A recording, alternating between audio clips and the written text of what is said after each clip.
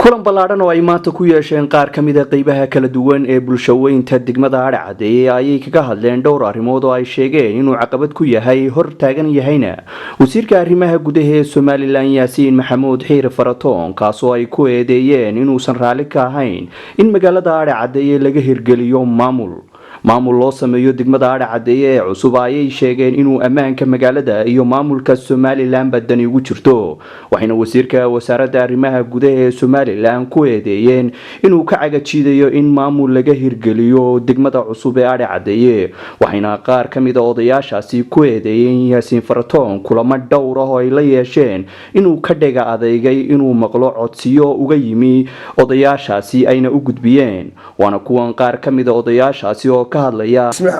wasiirka Faratoon waan weedaynayna hawshiisina waa ka soo bixi waayay waxaanu ka codsanaynaa maamulka madaxweynaha iyo madaxweyne ku-xigeenka inay Faratoon ka bedelaan hawshiisa waa ka soo bixi hawsha qaban karta loo gudbin karaa baan horumarka deegaanka arrimihiisu waxay xaq u lahayd degmadu isaga hortaagan tan degmadan iyo kuwa kale oo badan maxaa ka mid ah waxyaabo hortaagan waxa ka mid ah maayirkii degmada u soo baxay iyo amnigii hadii la qodin horumarintii degmada inta waxa la waxay nooc u tahay waxay xaq u lahayd degmadu ninkaas hortaagan weeye halka kan waa degmada Adhacadeye waxa weeye halkan aan ku qabanay meeliya waa gurigii madaxweynuhu seexday ee aan ku soo dhaweynay ee Yaasiin Faratoon laga doortay sida laaligeed magaaladii aanu ka dooranay ayuu rakaateeyay oo dhulka dhigay haddii aanu nahay beesha Maxamuud Garaad iyo Fiqishin waanu kala noqonay kalsoonidii aanu siinay maxay degmadu u shaqayn weyday maxaa wax loo qaban waayay anigu anagu waxaan dusha uga saaraynaa oo aanu aaminsanahay wasiirka arrimaha gudaha ugu fadhiyo Yaasiin Maxamed inuu arrinta ku fadhiyo inay degmadu ka shaqayn laadahay in wax qabadkeedii uusan markaa jirin haba yaraatay degmadii laga doortay wasiirkana aanu anagu u sababahayn oo aanu ay ahayd in aanu awoodda buuxda doorashada degmadan ay ahayd waxaanu ka codsanaynaa dawladda Soomaaliland in hawshii degmada Adhacadeye way socon laadahay waxaanuna dusha ka saaray wasiirka arrimaha gudaha oo ku taagan maxaa yeelay wali nooma iman wali lagu xanimo weydiin wali ma aanu arag sidaa darteed waxaanu sheegaynaa in wasiirka arrimaha guduhu uu ku fadhiyo dadweynaha ku dhaqan degmada Adhacadeye waxaanu dhaliilanaa xukuumadda imika jirta iyo xisbiga kulmiye deegaanka Adhacadeye saad u garanaysaanba waxay ku sugan tahay hooyadii nabadgelyada waa halkii madaxweynuhu seexday waa halkii lagu soo dhisay shirweynihii beesha Maxamuud Garaad hadday saa tahayna waajibkeedu waxa xaq u lahaa Adhacadeye ma yahay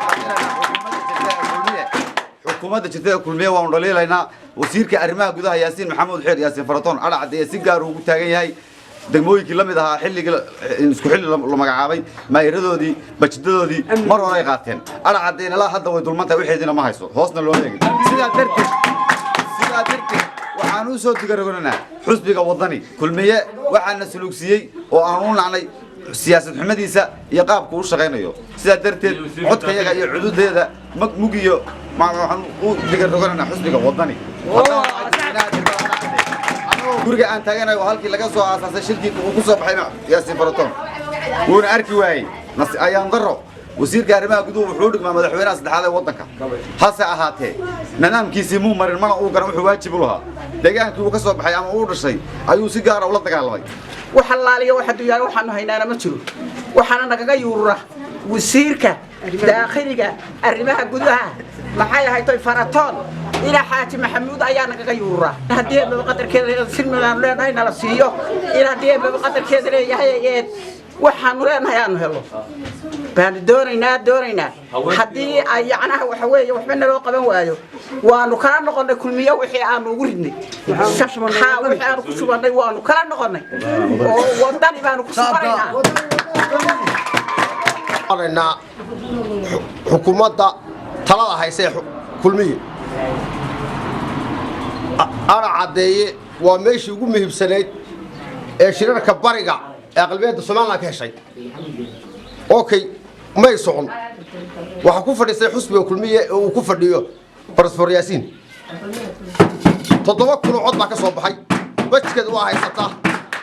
haddii ay kulmiye socodsiin waayey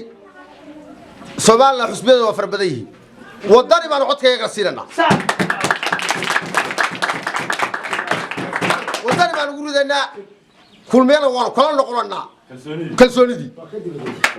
maca salaam